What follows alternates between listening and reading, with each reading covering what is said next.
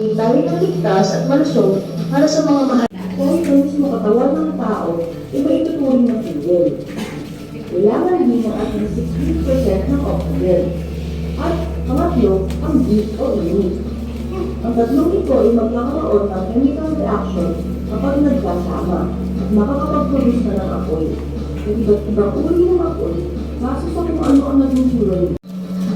Ayon sa mandato ng Republic Act 1105, dapat ay safety officer na una, siyang namumuno sa OSH program. Dalawa, responsible para sa pag-monitor at pag-inspect ng kalusugan at kaligtasan ng mga manggagawa. Katulong ng mga supervisor sa empleyado. Pangatlo, kinakailangan ng makapagtulungan ng mga ahensya na mag-i-inspect sa kaligtasan ng mga manggagawa. At huli, maaari rin siyang mag-issue ng work stoppage kung kinakailangan.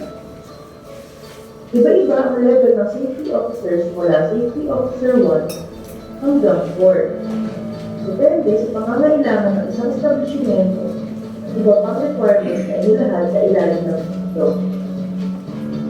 Ang bilang ng safety officer sa isang establishment ay inilikta ayon sa dami ng magagawa sa isang lugar. At depende sa pangalan na may loob ng isang establishmento. Halimbawa, kung isang pinagtatrabahuhan ay may isa hanggang siyang na empleyado, depende kung ilang safety officer ang dapat na naka-assign ayon sa kung ito ay low risk, medium risk, o high risk. Makikita na sa bawat dami ng empleyado ay nadadagdagan ang mga kinakailangan safety officer. Sana ay may nakukuha nyo sa video natin ito upang maging ligtas sa ating nagkakabahuhan. Bago tayo magpatuloy sa mga susunod na video, balikan natin ng ibang detalye kung ito inyong pang natatandaan. Guys, so may contact rendition po dito guys, yung mga workers siya pro group. So ito po yung lahat. Dito.